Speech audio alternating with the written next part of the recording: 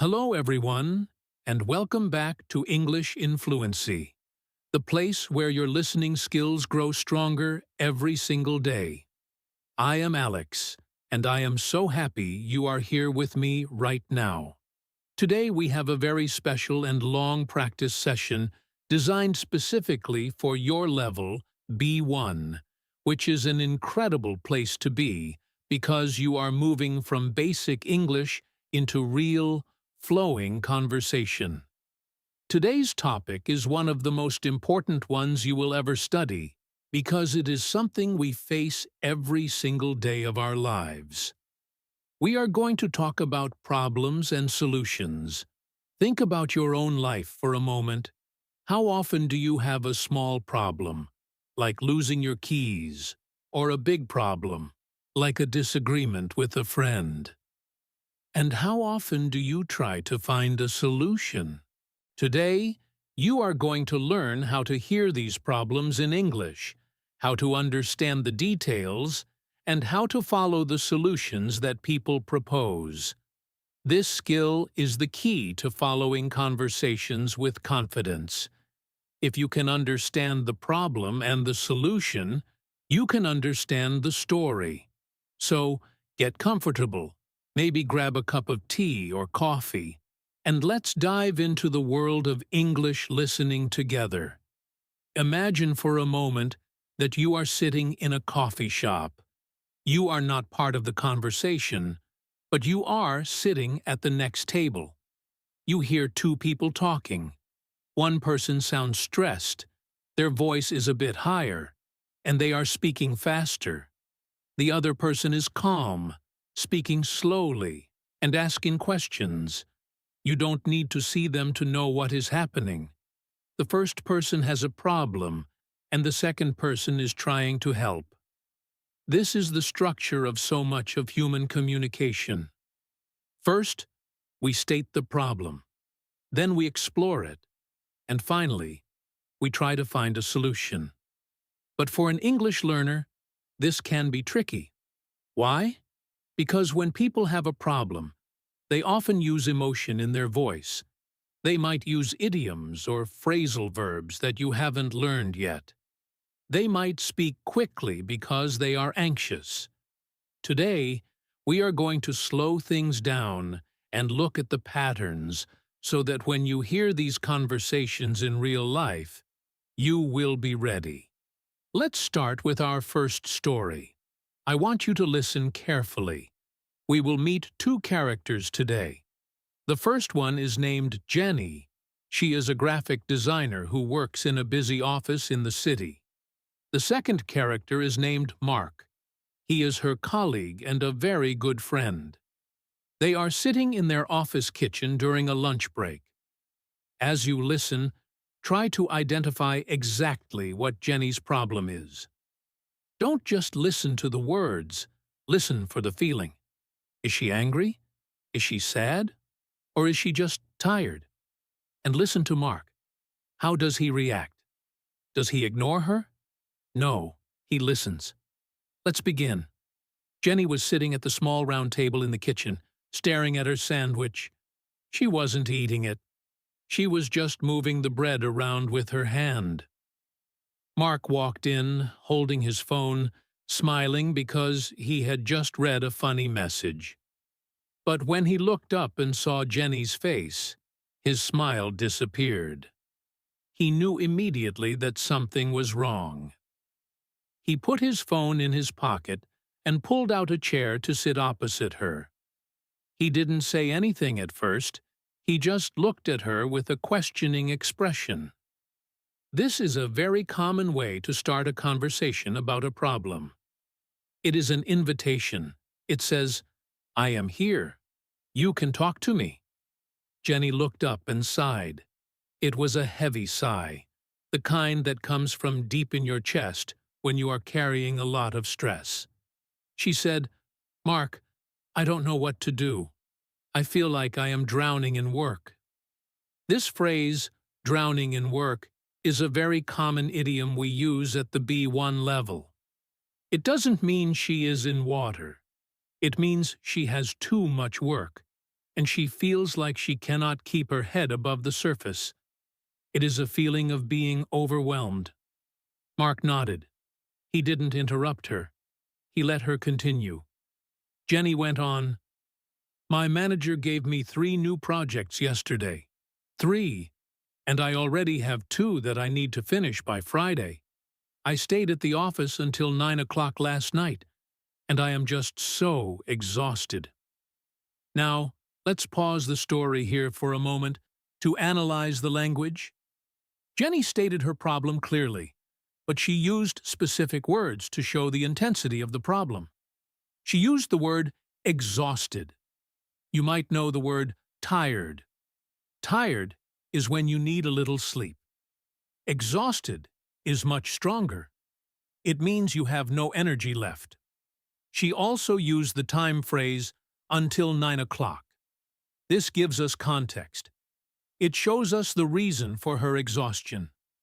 In a listening test or a real conversation, these details are the answers to the questions, why is she stressed? Or, what is the problem? The problem isn't just the work. It is the quantity and the deadline. Back to the conversation. Mark listened carefully. He leaned forward a little bit to show he was engaged. In English, we often show we are listening with our bodies as well as our words. He said, "That sounds terrible, Jenny. 3 projects on top of what you already have? That doesn't seem fair." Notice what Mark did here. He validated her feelings. He used the phrase, "That sounds terrible." This is a very useful phrase for you to learn. When someone tells you a problem, saying, "That sounds terrible," or "That sounds difficult," shows empathy. It shows you understand their emotion. He also said, "That doesn't seem fair." He is agreeing with her internal feeling that the situation is wrong. Jenny nodded. She felt understood. "It isn't fair," she said. "I try to do my best, but if I have too much, the quality will go down. I am worried I will make mistakes." Now, we have the second part of the problem. The first part was the quantity of work. The second part is the fear of failure. This is a very common progression in a problem conversation. First, the external situation, too much work, and then the internal consequence, fear/worry. Understanding this link helps you follow the logic of the conversation. The conversation is moving from facts to feelings. Now, we move to the solution phase. Mark didn't just say, "Don't worry." That is rarely a good solution because it ignores the reality. Instead, Mark started asking questions to help find a way out. This is a crucial part of problem solving in English. We call it brainstorming. Mark asked, "Have you spoken to your manager about the deadline? Maybe she doesn't realize how much you have on your plate." This phrase, "on your plate," is another excellent idiom. It means the tasks or responsibilities you currently have. It is a very common way to talk about workload in a professional setting. Jenny shook her head. "I haven't. I am afraid she will think I can't handle the job. I want to look like a strong employee." This is a common fear, isn't it? The conflict between needing help and wanting to look capable. Mark smiled kindly. He said, "Jenny, asking for help isn't a weakness. It is actually professional. If you tell her you need more time or need to delegate one project, you are ensuring the work gets done well. That is what a strong employee does." Mark is reframing the situation. He is changing the way Jenny looks at the problem. He suggests that the solution is communication. Let's look at the language Mark used for his suggestion. He used a modal verb. Maybe you could talk to her. Or, if you tell her, you are ensuring. In English, when we propose a solution, we often use conditionals. If you do X, then Y will happen. Mark suggested a specific action, talking to the manager. He also suggested a specific argument, focusing on quality. He said, "You can tell her that you want to maintain the high quality of your work." In the story, Jenny thought about this. She took a sip of her coffee. The solution was starting to take shape in her mind. She said, "You are right. I could ask to move the deadline for the smallest project. That would give me more time for the big ones." This is a negotiation. She didn't just accept the work. She found a way to adjust it. She used the phrase, "move the deadline." This is a very practical business English phrase. It means to change the date when something is due. She also used the modal verb could. This shows possibility. I could do this. It is not certain yet, but it is an option. Mark encouraged her. Exactly. And if you write down all your tasks and show her the list, she will see the reality. Visuals often help managers understand the workload better. Mark added a second part to the solution, making a list. This is a very concrete step. Now, as a listener, you can picture what is happening. Jenny has a problem, too much work. She talks to Mark. He suggests talking to the manager and making a list, and Jenny realizes this might work. The tension, which was high at the beginning, is now lower. The conversation is ending on a note of hope. This first story shows you the basic structure we will practice today. Problem, reaction, discussion, solution, resolution. To help you really master this, I want to tell you another story. But this time, the context will be different. Instead of a workplace problem, we will deal with a social problem. These are often harder because they involve feelings and relationships. Our new characters are two friends, Chloe and Daniel. They are walking in a park on a sunny Saturday afternoon. The setting is peaceful, but the conversation is serious. Chloe has a problem with her roommate, a girl named Jessica. As you listen to this story, pay attention to how Chloe describes the problem. She won't use charts or lists. She will use stories and examples to explain why she is upset. They were walking slowly, looking at the trees. Chloe was kicking a small stone on the path. She looked frustrated. Daniel noticed her silence. He asked, "Is everything okay with you and Jessica? You haven't mentioned her much this week." This is a soft way to start. Daniel notices a change in behavior, silence, and asks about it. Chloe stopped walking. She crossed her arms. This body language usually means defense or anger. She said, "Honestly, Daniel, no. It's not okay. I am thinking about moving out." This is a dramatic opening. Moving out is a big step. It tells us immediately that the problem is serious. Daniel looked surprised. He stopped walking too. "Wow," he said. "That is a big decision. What happened? I thought you guys got along well." Daniel expresses surprise and asks for the cause. He uses the past tense, got along, but the implication is that something has changed. Chloe started to explain. She didn't just say, "She is messy." She gave a specific example. This is key for listening comprehension. Details usually follow general statements. She said, "We used to get along, but lately she has become so irresponsible. Last week, she had a party on a Tuesday night." A Tuesday! "I had an important meeting on Wednesday morning. I didn't sleep at all. I was furious." Let's pause here. The word furious is stronger than angry. It means very, very angry. The specific example, Tuesday party, supports the general claim, irresponsible. The cause of the anger is the lack of sleep and the impact on her job. Daniel listened. He wanted to be fair. He knew Jessica a little bit, so he tried to see the other side. This is a common part of problem-solving conversations, playing devil's advocate. He asked, "Did she know about your meeting? Maybe she didn't realize how important it was." This is a gentle question. It tries to find the root cause. Was it malice, bad intention, or just ignorance, lack of knowledge? Chloe shook her head firmly. "I told her on Monday. I put it on the calendar on the fridge. She just didn't care. And that is not all. She leaves her dishes in the sink for days. I feel like I am her mother, not her roommate.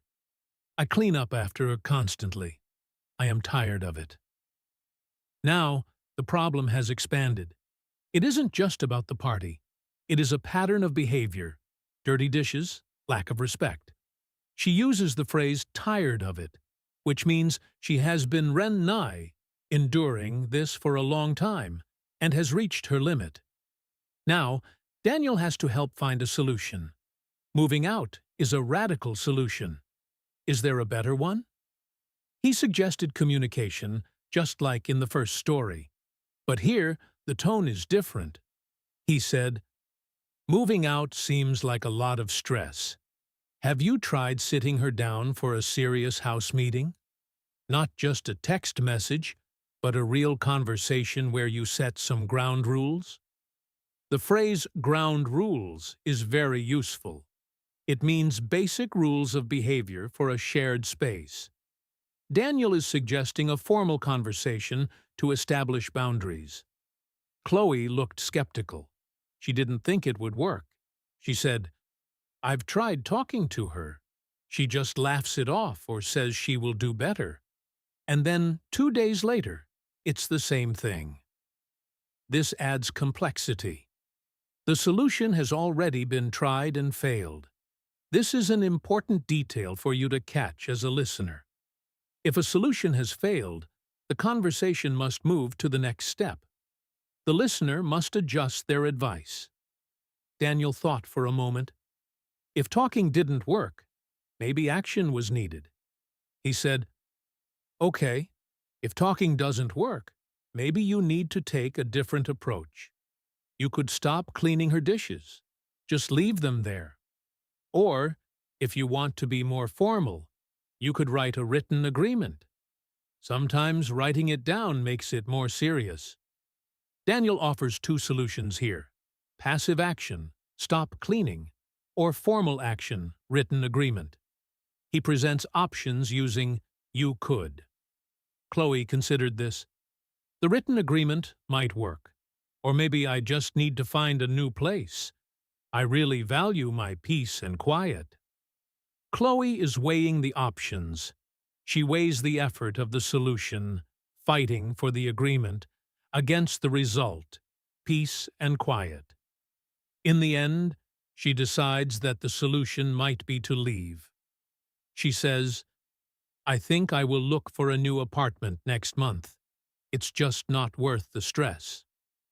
In this story, the solution was different. The problem was solved not by changing the other person, but by removing oneself from the situation. As a listener, hearing the phrase, "look for a new apartment," signals the end of the conflict. Now, I want to talk about some of the key vocabulary and phrases you can use when you have a problem. We have heard many of them in the stories, but let's practice them together. When you want to introduce a problem, you often start with a phrase like, "I have a bit of an issue," or "I'm dealing with a difficult situation," or simply, "I need some advice." These are polite ways to open the door. You don't just shout your problem. You signal that you need the other person's attention. When you want to describe the problem, try to be specific. Instead of saying, "My car is bad," say, "My car keeps making a strange noise when I start it." Instead of saying, "My boss is mean," say, "My boss gave me a deadline that is impossible to meet." The more specific you are, the better the solution will be. In the stories we heard, Jenny was specific about the number of projects. Chloe was specific about the party on Tuesday. This detail is the heart of the narrative. When you are the listener, your job is to be supportive. We heard Mark and Daniel doing this. You can use phrases like, "I see what you mean," or "That does sound frustrating." Avoid judging the person. Even if you think they are wrong, start by understanding their feeling. For example, if a friend says, "I hate my job," don't say, "You should be happy you have a job." Instead, say, "Oh, what is making you unhappy?" This keeps the conversation open. Now, let's look at how we offer solutions. This is where language gets very interesting. We often use softeners. A softener is a word that makes a suggestion sound less aggressive. For example, instead of saying, "Do this," we say, "You could do this," or "You might want to try this," or "Have you thought about?" These phrases give the other person freedom. They don't feel like an order. Mark said, "Maybe she doesn't realize." He didn't say, "She is ignorant." He used maybe to soften the statement. This is essential for fluency. Being fluent is not just about grammar. It is about being polite and socially appropriate. Let's try a little role-play practice right now. I want you to imagine you are the person with the problem. I will be the listener. I will ask you a question, and then I will pause for a moment to let you think of an answer. You can say it out loud to yourself. Ready? Imagine you have lost your wallet. You are at a train station. You need to buy a ticket, but you have no money and no ID. You go to the information desk. I am the clerk. I say, "Good morning. How can I help you?" What do you say? Pause. You might say something like, "Hi, I have a bit of an emergency. I lost my wallet and I need to get home, but I don't have any money for a ticket." This is a clear statement of the problem. Now I will respond. I say, "Oh dear. Do you have a phone or a friend you can call? I am offering a potential solution path. What do you say?" Pause. You might say, "Yes, I have my phone. I can call my brother. Maybe he can buy a ticket online for me." You are accepting the solution and expanding on it. This interaction follows the pattern we discussed. Problem, reaction, solution. Let's try another one. Imagine your neighbor plays loud music every night. You are tired. You see the neighbor in the hallway. You say, pause. You might say, "Excuse me, could I talk to you for a second? The music has been quite loud lately, and I'm having trouble sleeping." Notice I used "could I talk to you" and "trouble sleeping." This is polite.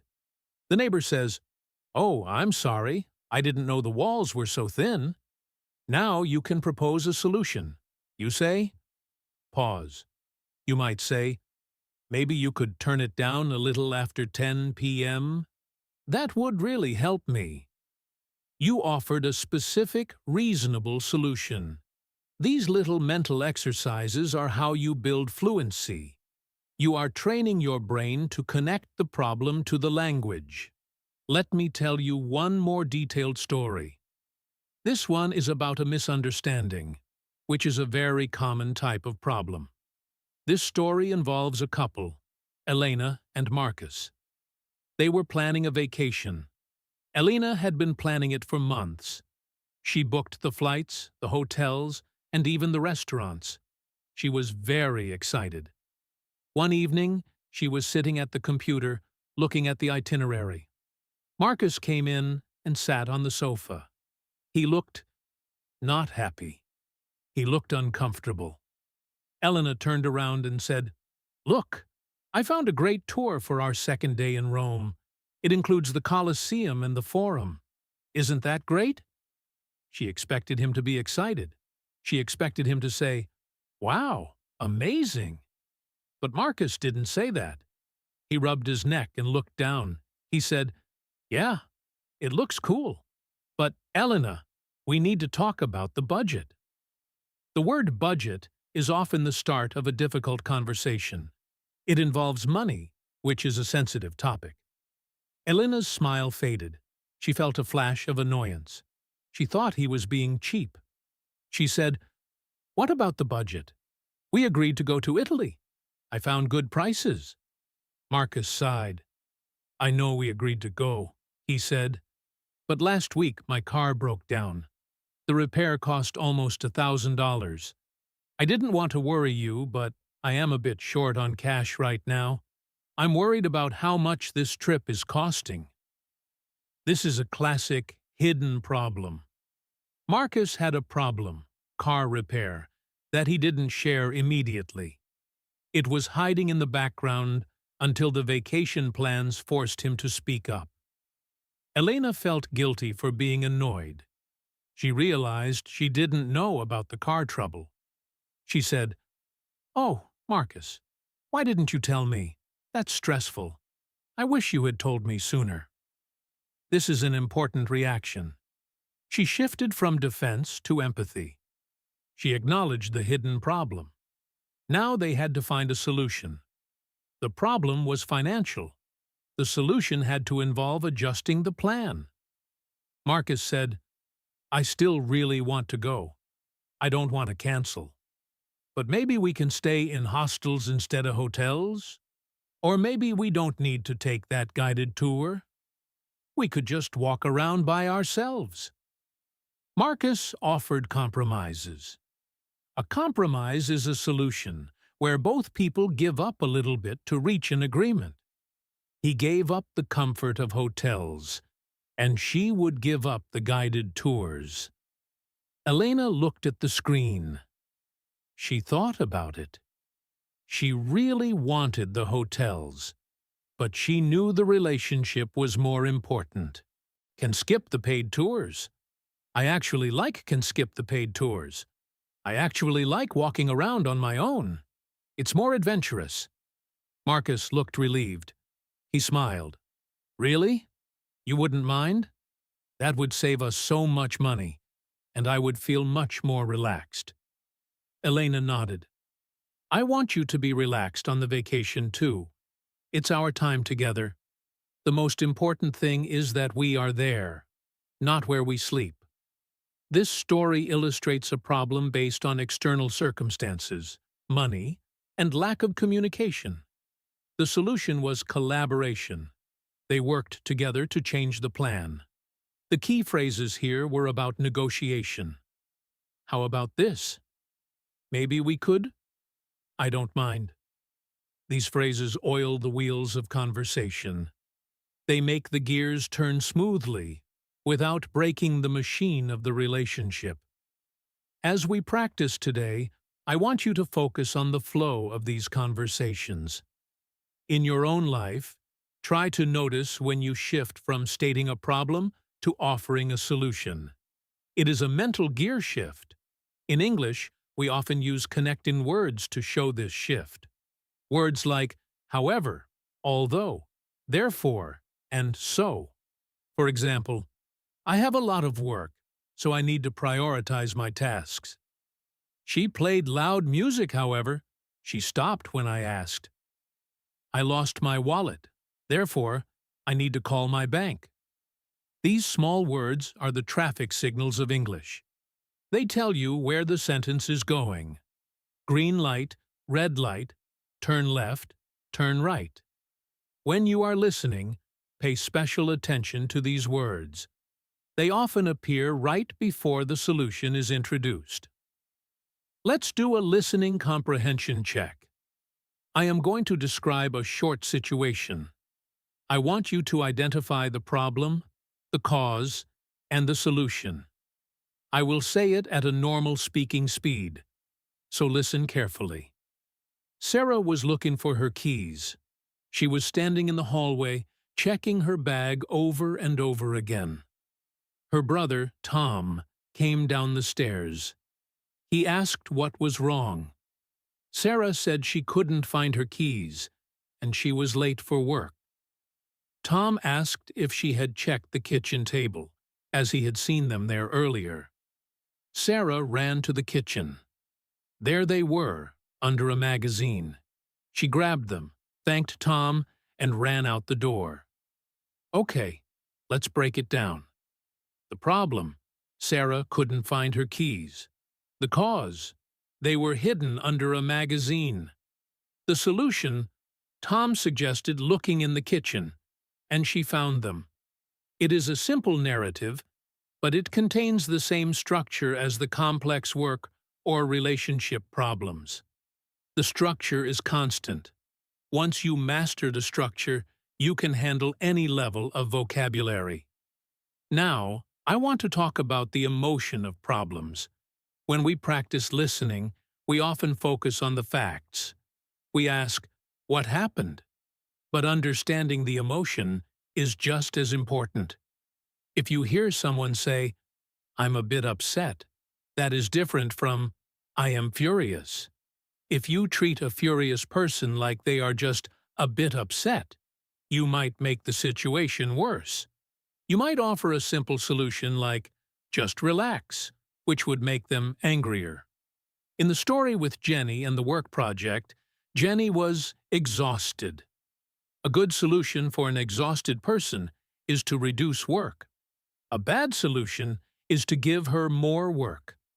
In the story with Chloe and the roommate, Chloe was frustrated and felt disrespected. The solution needed to address respect, not just dirty dishes. If Daniel had said, "Just wash the dishes for her," that would have solved the mess, but increased the feeling of being disrespected. The solution must match the emotion. When you listen to English media, podcasts, movies, or news, listen for the adjectives. Is the speaker worried, scared, angry, sad, or disappointed? These words are clues.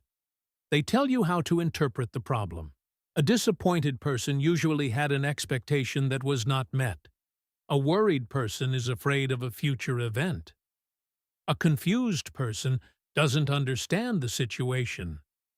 Matching the solution to the emotion is a sign of high emotional intelligence and advanced language skills. Let's imagine a dialogue where the emotion is confusion. This happens often in B1 contexts, especially in travel or study situations. Character A: "I don't understand this form. It says to fill in section B, but there is no section B on the paper." Character B: "Let me see. Oh, I think they gave you the wrong paper. This is Form A, but the instructions are for Form B." Character A: "Really? That explains it. I thought I was going crazy."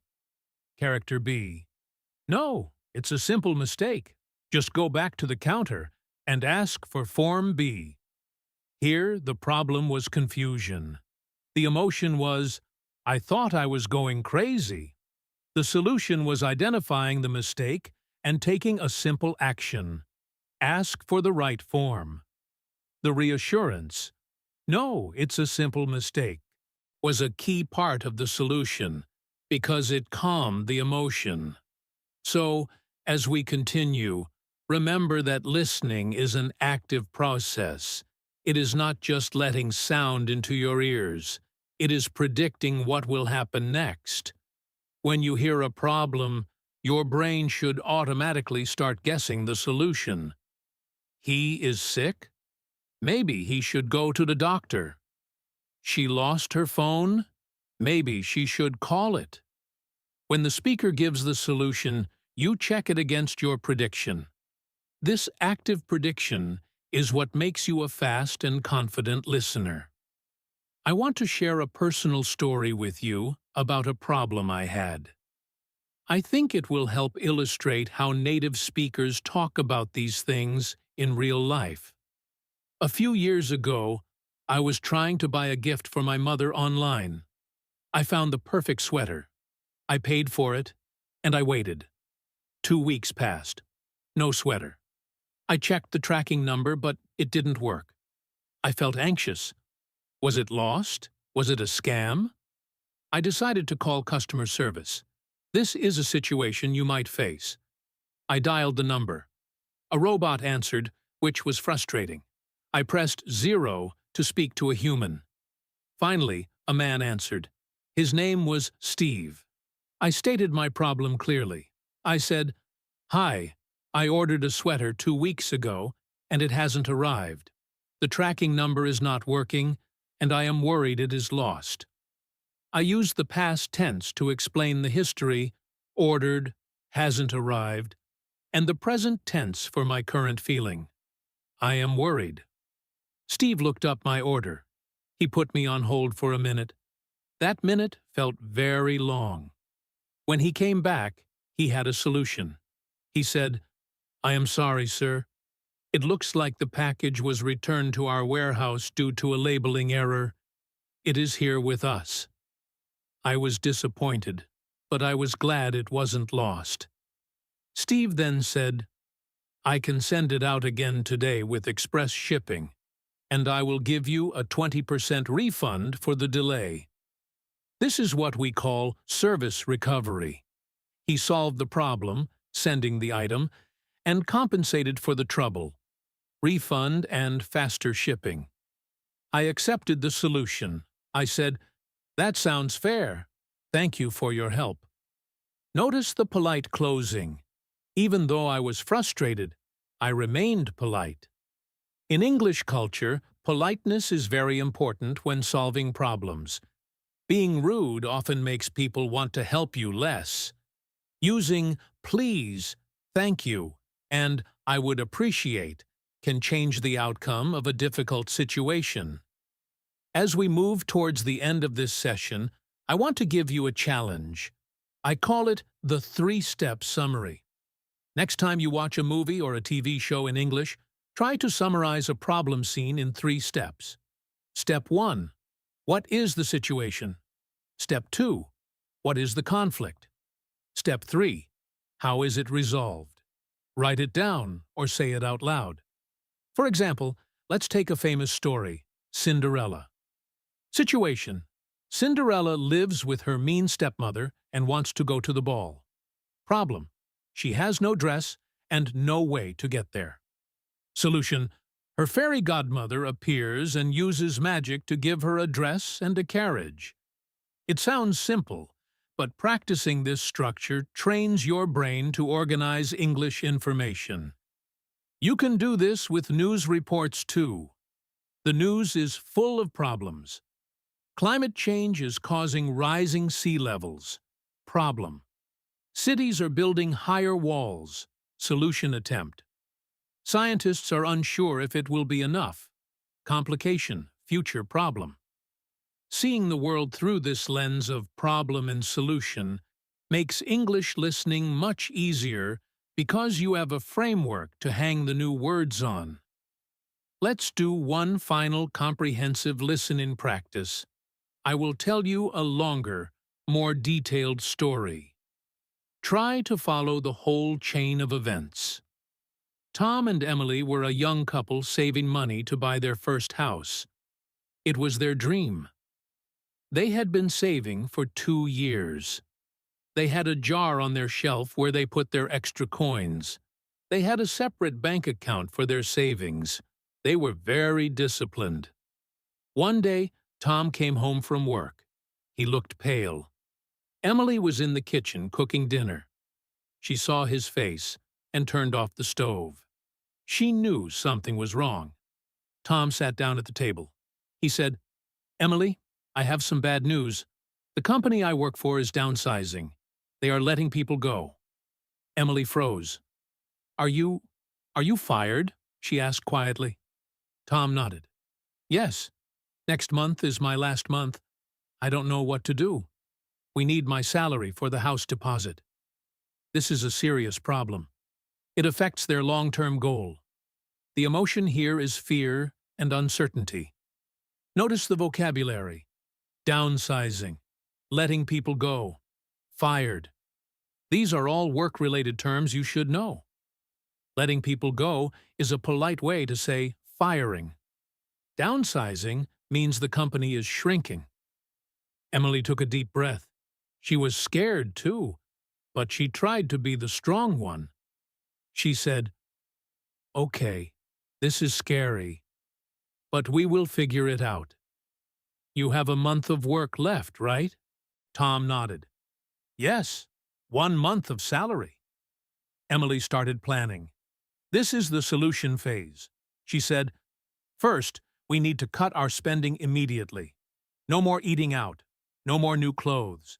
We need to make our savings last longer." Tom agreed. "I will start applying for jobs tomorrow.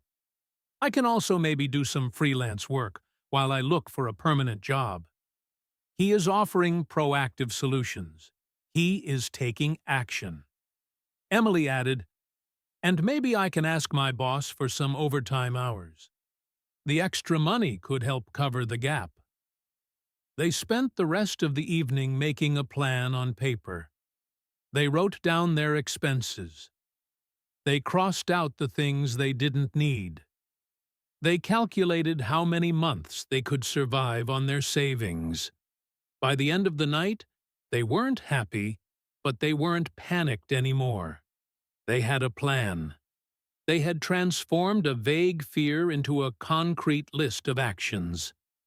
This story shows a mature handling of a crisis. The key language here involves planning and conditional thinking. If I do overtime, we will have money. If we cut spending, we can survive. This conditional structure, if, then, is the grammar of problem solving. If you can master this structure, you can discuss any hypothetical situation. So, we have covered a lot today. We started with workplace stress and the idiom drowning in work.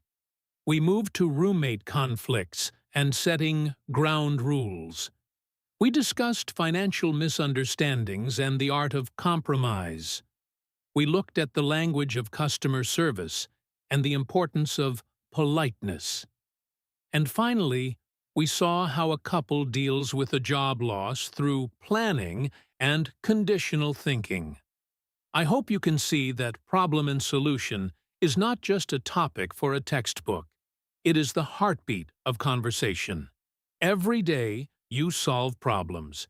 Every day, you help others solve problems. Now, you have a richer vocabulary and a better understanding of how these conversations flow in English. Remember, listening is a skill. Like a muscle, it gets stronger with exercise. You don't need to understand every single word. If you understand the problem and the solution, you understand the most important part. If you hear a word you don't know, don't panic. Listen to the context. Listen to the tone. You can often guess the meaning. For example, if I say, "The pipe in the kitchen burst and the floor was inundated with water," you might not know the word inundated, but you know pipe burst and water. You can guess inundated means covered or flooded. This is the skill of inference. Trust yourself. Trust your brain. You know more than you think you do. Before we finish, I want to leave you with a final thought. When you are in a conversation and someone is telling you about a problem, the best thing you can do is listen. Really listen. Don't think about what you are going to say next. Don't think about your grammar. Just focus on the human being in front of you. When you do that, the English will follow. Empathy is a universal language. If you show you care, the words will come. Thank you so much for spending this time with me. I know this was a long session, and if you stayed until the end, I am very proud of you. You are taking your English seriously. You are on the path to fluency. If you found this helpful, please make sure to subscribe to English in Fluency and click the notification bell so you never miss a new lesson. Leave a comment below and tell me about a problem you solved recently using English. I love reading your stories. Keep practicing, keep listening, and remember, every problem has a solution, and every English learner has the potential to be fluent. I am Alex, and I will see you in the next video. Goodbye, and happy listening.